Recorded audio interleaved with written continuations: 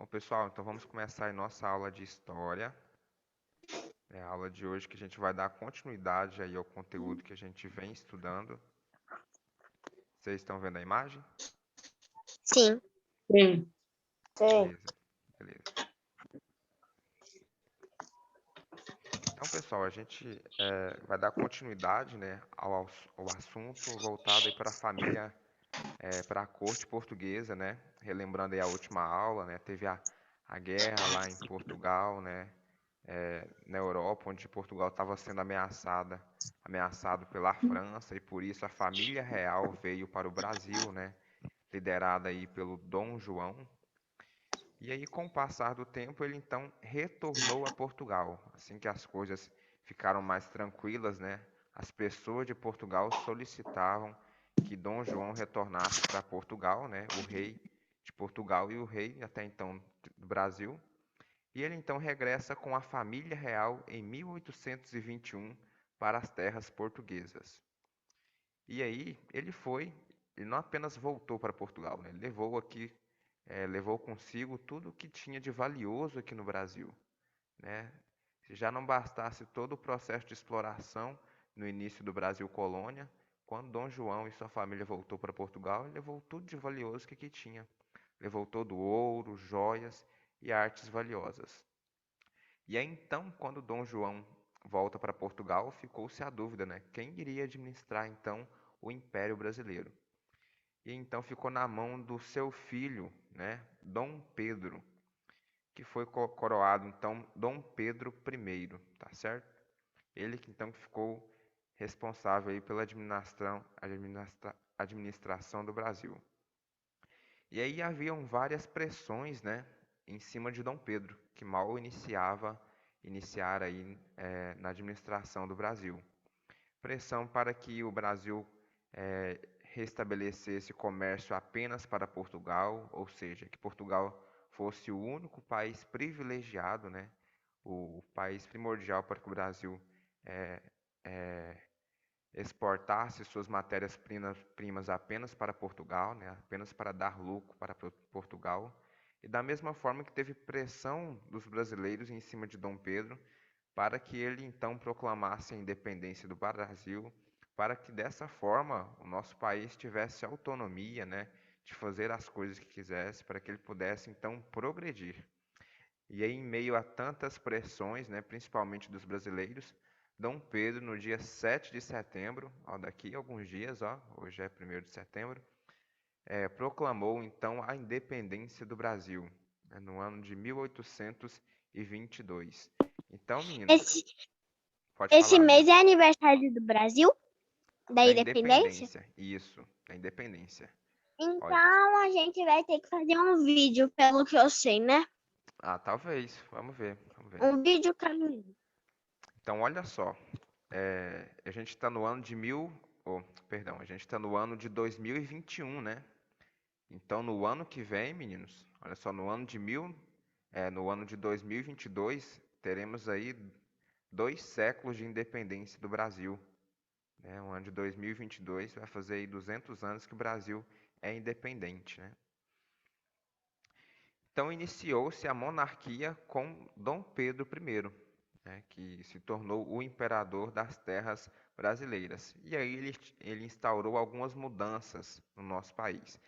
Mas, novamente, né, mudanças que beneficiavam apenas as classes mais privilegiadas. Ou seja, mudanças que beneficiavam apenas os mais ricos, com relação a impostos, a divisão de terras e todas essas questões. E aí continuou a escravidão no nosso país e uma grande desigualdade social, né? E só que após esse período aí, após a independência, né, a proclamação da independência, o Brasil não precisou seguir as leis de Portugal. E aí começou então a formar as suas próprias leis, né? Começou então a ter a formação da Assembleia Constituinte. Essa Assembleia que tinha por objetivo então escrever, né, proclamar aí uma Constituição. Contudo, esse processo não foi para frente, né, não foi adiante, porque Dom Pedro e a Assembleia tiveram uma certa divergência, né? O Dom Pedro I, ele era muito autoritário, né, e queria ter então o poder absoluto de escrever as leis que ele quisesse. E aí o pessoal da Assembleia condenou aí as suas ideias, né, as suas atitudes, e por isso, nesse instante, não foi feita então a Constituição. E esse período teve muitas revoltas, pessoal.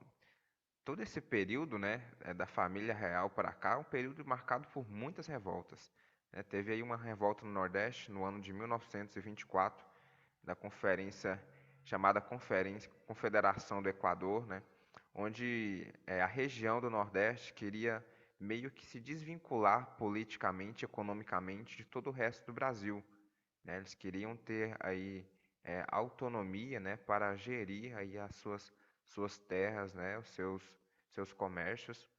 Mas essa revolta durou pouco tempo, né? Logo as tropas imperiais lutaram e condenaram os líderes da revolta, né? Inclusive muitos foram condenados aí à morte.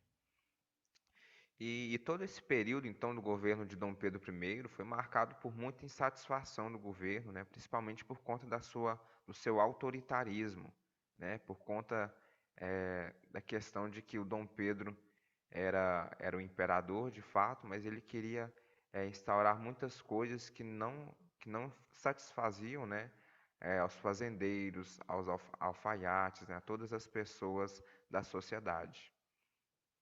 E diante de tanta insatisfação, né, Dom Pedro então renunciou e voltou para Portugal. Diante de tanta pressão, Dom Pedro não conseguiu permanecer como imperador do Brasil e renunciou e voltando para Portugal. E aí ficou como herdeiro do trono o seu filho, chamado Dom Pedro de Alcântara, né, o posterior, né, que a gente vai ver na próxima aula, o Dom Pedro II. Só que nessa época, meninas, ele tinha apenas 5 anos de idade, né? O herdeiro do Império do Brasil tinha apenas 5 anos de idade. E, obviamente, né, com 5 anos de idade, ninguém é capaz, né, de reger um país, principalmente um país com tanta pressão como o Brasil. Então, por isso, Dom Pedro não assumiu o trono de imediato, né? E o Brasil então foi administrado por regências. Quem fazia parte dessas regências? Eram os altos políticos, né? Eram grandes comerciantes do Brasil, eram pessoas poderosas, né? Pessoas que tinham status, que tinham terras, né? Que tinham poder. E aí várias revoltas continuaram, né? Durante esse período contra o governo, diante da insatisfação, diante dos altos impostos Como assim? cobrados pelo governo. Oi, Lia? Como assim está? Eram pessoas poderosas, né? Pessoas que tinham status, eram pessoas que eram vistas pela sociedade como alguém importante, né? Vamos pensar, por exemplo, Neymar. Neymar é uma pessoa que tem muito status, né? Uma pessoa muito conhecida, né? E então é alguém que as pessoas conhecem, que as pessoas valorizam, que as pessoas dão uma certa credibilidade, né? Então, Entendi. Brasil então foi regido por pessoas desse gabarito, né, que a gente pode dizer, pessoas que eram ricas, pessoas que tinham terras, que tinham poder, né? E várias revoltas continuaram diante da insatisfação, porque as regências continuaram então a pegar muitos impostos das pessoas mais pobres, né? E continuou a escravidão, o que já era então vista como algo muito retrógrado, ou seja, como coisa do passado, né? Era necessário dar um passo adiante e, e deixar, né, a população negra, a população escrava livre. E aí então temos as várias revoltas que seguiram, né, nesse período.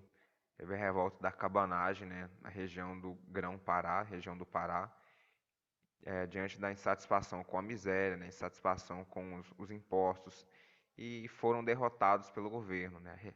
Teve a revolta da Balaiada, né, na região do Maranhão, foi também voltada para a questão da insatisfação com os impostos, né, mas que também não obtiveram sucesso, né, porque as tropas do Império deteram, né, os revoltantes. Teve também a Sabinada na região da Bahia, né, voltada também para o descontentamento econômico. revolta dos farrapos, essa é uma revolta mais conhecida, né? Aconteceu aí na região de Rio Grande do Sul e de Santa Catarina, que também voltada para o descontentamento com o governo.